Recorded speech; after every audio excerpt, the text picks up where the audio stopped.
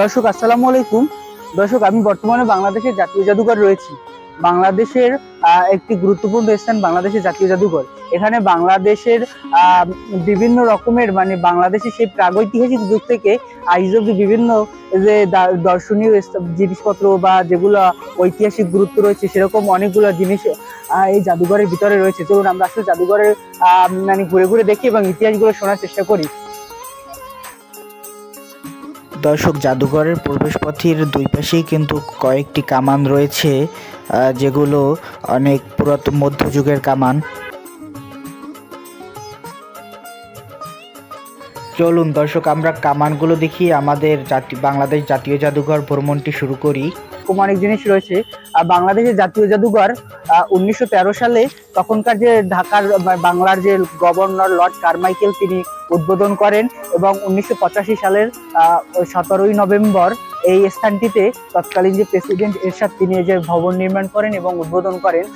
আমরা আসলে জাতীয় জাদুঘরের ভিতরেও আপনাদের ঘুরিয়ে ঘুরিয়ে দেখাবো এবং অনেক জিনিসগুলো আপনাদের দেখানোর চেষ্টা করব। বাংলাদেশের জাতীয় জাদুঘর কিন্তু একটি সমৃদ্ধ বা উপমহাদেশের মধ্যে সবচেয়ে বেশি নিদর্শন সমৃদ্ধ স্থান হলো কি বাংলাদেশের জাতীয় জাদুঘর। দর্শক, তো এই জাতীয় জাদুঘরে যেরকম মুক্তিযুদ্ধের সময়কার জিনিসপাতি রয়েছে তেমনই রয়েছে সেই প্রাগৈতিহাসিক যুগ, মধ্যযুগ, প্রাচীন যুগ, এমনকি সুন্দরবনের একটি রেপ্লিকাও এই যে ভিতরে রয়েছে। তো এরকম অনেক গুরুত্বপূর্ণ জিনিসপত্র বা নিদর্শন এই জাতীয় জাদুঘরে কিন্তু সংরক্ষিত রয়েছে। দর্শক, আমরা সেটা আপনাদের দেখাবো এবং দেখানোর চেষ্টা করব।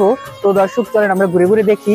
দর্শক, ভিডিওটি ভালো লাগলে লাইক এবং কমেন্ট করে জানাবেন এবং ফলো দিয়ে আমার পেজে আমার সাথেই থাকবেন এবং যদি আমার ইউটিউবে দেখে থাকেন তাহলে সাবস্ক্রাইব করবেন এবং লাইক করবেন ভিডিওটি ভালো লাগলে। আর কথা না বলে আমরা মূল ভিডিওতে চলে যাচ্ছি। তো দর্শক, এরপর আমরা মূল ভবনে প্রবেশ করি। মূল ভবনের সিঁড়ির সামনেই রয়েছে বাংলাদেশের জাতীয় মাছ ইলিশের একটি প্রতিচ্ছবি। এর পাশেই রয়েছে কোন গ্যালারিতে কি সেটির একটি বিবরণ। এরপর আমরা দ্বিতীয় তলার প্রথম গ্যালারিতে দেখতে পাই বাংলাদেশের একটি মানচিত্র। এখানে বিভিন্ন জেলার লাইট জ্বালানো যায়। তো আমার জেলা বরগুনা, আমি সেখানকার একটি লাইট জ্বালিয়েছি, বরগুনার লাইট জ্বালিয়েছি। তো এরপর সামনে এগোতে আবহমান বাংলার একটি প্রতিচ্ছবি দেখতে পাই। সেখানে যেমন রয়েছে সমতল ভূমির জীবন বৈচিত্র্য, তেমনই রয়েছে পাহাড়ের জীবন বৈচিত্র্য।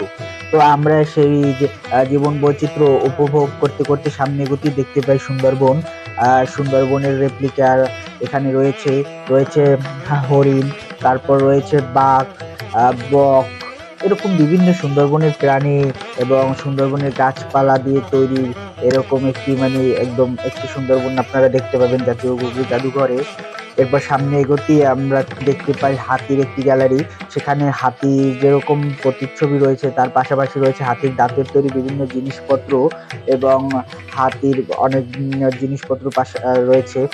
তো এরপরই রয়েছে আবহমান বাংলার আরেকটি প্রতিচ্ছবি গ্রামীণ জনজীবনের। সেখানে কুটির শিল্পের যে বিভিন্ন দ্রব্য আমরা সেগুলো এখানে দেখতে পাই। তো এটি পেরিয়ে সামনে এগোতে আমরা দেখতে পাই নৌকার গ্যালারি। সেখানে একটি বড় নৌকা রয়েছে, পাশাপাশি রয়েছে সাম্পান নৌকা এবং বিভিন্ন রকমের নৌকার এখানে প্রদর্শন করা হচ্ছে, যে এখানে বিভিন্ন রকমের নৌকা এখানে রয়েছে। এরপর সামনে আমরা আগাতেই ক্ষুদ্র নিগোষ্ঠী গ্যালারিতে যাই। সেখানে আমরা পাহাড়ি জীবন জীবিকা, তারপর বাদ্যযন্ত্র, বিভিন্ন জিনিস দেখতে পাই সাঁওতাল, চাকমা, মারমা, এদের জীবন বৈচিত্র্যতা আমরা সেই পাহাড় ক্ষুদ্র নিগোষ্ঠী গ্যালারিতে দেখতে পাই। এরপরে আমরা যাই মৃৎশিল্প এবং পুরান বাংলার ঐতিহ্যতে। এখানে রয়েছে যেরকম টেরাকোটা, তেমনি রয়েছে পোড়ামাটির ফলকের বিভিন্ন জিনিস, মূর্তি ইত্যাদি। এরপর আমরা সামনে আগাতে হস্ত লেখন পদ্ধতি দেখতে পাই। এখানে রয়েছে অনেক প্রাচীন লেখা বা লেখন পদ্ধতির বিভিন্ন ঐতিহ্য বা নিদর্শন। এরপর সামনে আগাতে আমরা রাজাবাদশাদের তার যে যাই। এরপরে আমরা পাই যে একটি বিশ্রামের স্থান। এখানে বিশ্রামের জন্য রয়েছে বিভিন্ন জিনিসপত্র। তারপরে আমরা সামনে এগোতেই জামদানি, মসলিন ইত্যাদি ঐতিহ্যবাহী শাড়ির একটি গ্যালারি দেখতে পাই। এরপর আমরা এগোতেই পাই যে এটা হলো গিয়ে নকশি কাঁথা এবং শীতল পাটির গ্যালারি। এখানে নকশি কাঁথার প্রদর্শন করা হচ্ছে। নকশি কাঁথা বিভিন্ন রকমের নকশি কাঁথা এখানে রয়েছে। এরপরে আমরা খাট পালঙ্ক দেখতে পাই, যেগুলো তারপর পালকিও রয়েছে এখানে। পুরাতন দিনে রাজা বাদশারা এগুলোই ব্যবহার করতো এবং এগুলোতে তারা থাকতো বা সেই নিদর্শনগুলো রয়েছে। এরপর আমরা সামনে এগোতে জয়নুল আবেদিনের একটি আর্ট গ্যালারি দেখতে পাই। আর্ট গ্যালারি পেরিয়ে যে সামনে গেলে আমরা এবার আসলাম নবাবী আমল এবং ইংরেজ আমলে। এখানে সিরাজউদ্দৌলার ব্যবহৃত একটি তলোয়ার রয়েছে।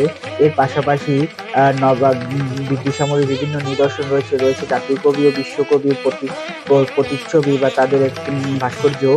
এরপর আমরা এবার আসলাম মুক্তিযুদ্ধ জাদুঘরে বা মুক্তিযুদ্ধের গ্যালারিতে। এখানে 52 ভাষা আন্দোলন থেকে 1971 সালের মহান মুক্তিযুদ্ধ অনেক এই সময়টার বিভিন্ন নিদর্শন এখানে সংরক্ষিত রয়েছে। দর্শক, আমরা বর্তমানে বাংলাদেশ জাতীয় জাদুঘরের ভিতরে রয়েছি এবং এটি হলো মুক্তিযুদ্ধ গ্যালারি। এখানে ভাষা শহীদ থেকে শুরু করে 1971 সালের মহান মুক্তিযুদ্ধ অবধি এবং তার পরবর্তী সময়ের অনেক নিদর্শন এখানে সংরক্ষিত রয়েছে। আমরা মেজর জিয়াউর রহমানের কিছু ব্যবহার্য দ্রব্যাদি দেখছি, তারপর শফিউল্লাহ সহ অনেক জ্ঞানী গুণী মানুষ বা মুক্তিযুদ্ধে যাদের অবদান সেই সব মানুষদের আমরা এখানে দেখতে পেয়েছি। সেসব অবদান বা তাদের স্মৃতিচিহ্ন এখানে রয়েছে। আবার আমরা এখানে আরো কিন্তু দেখতে পাইছি যে শেরে বাংলার টুপি, তারপর মাওলানা ভাসানীর যে ব্যবহৃত টুপি, এরকম অসংখ্য নিদর্শন এখানে দেখতে পেয়েছি।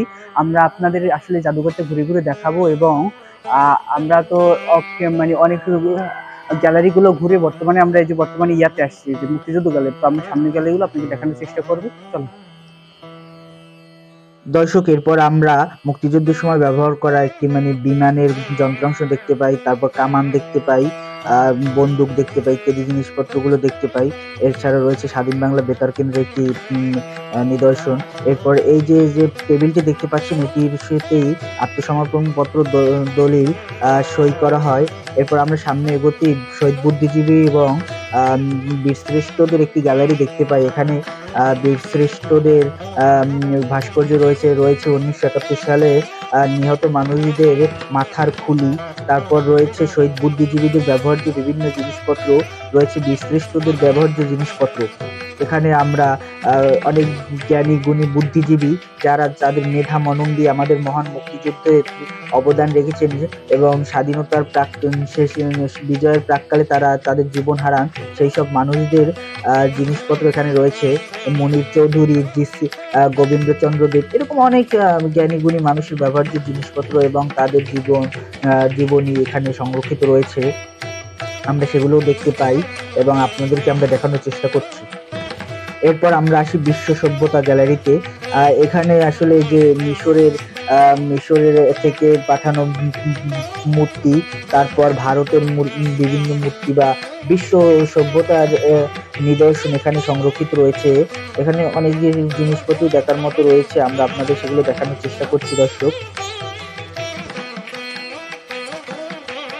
আসলে জাতীয় জাদুঘরে গেলে অনেক কিছু শেখা যায় এবং দেখা যায়। এরপর এই যে একটা হস্তলিখিত যে কোরআন শরীফ দেখাচ্ছে আপনাদের, তারপরে আমরা দেখাচ্ছি যে গণপ্রজাতন্ত্রী বাংলাদেশের সংবিধান। এখানে সংবিধানের মূল পাণ্ডুলিপি কিন্তু সংরক্ষিত রয়েছে। এরপর বিশ্ব সভ্যতা গ্যালারিতে কিন্তু আপনাদের ভারতের অশোক স্তম্ভ দেখাচ্ছি আমরা। ভারতের অশোক স্তম্ভের কিন্তু একটি রেপ্লিকা এখানে রয়েছে। এরপর আমরা বাইরে গিয়ে ট্যাঙ্ক এবং যে এই বিমান সেটি দেখে আমাদের জাদুঘর যাত্রা সম্পূর্ণ করলাম। সম্পূর্ণ ভিডিও জুড়ে আমাদের সাথে থাকার জন্য আপনাদেরকে অসংখ্য ধন্যবাদ।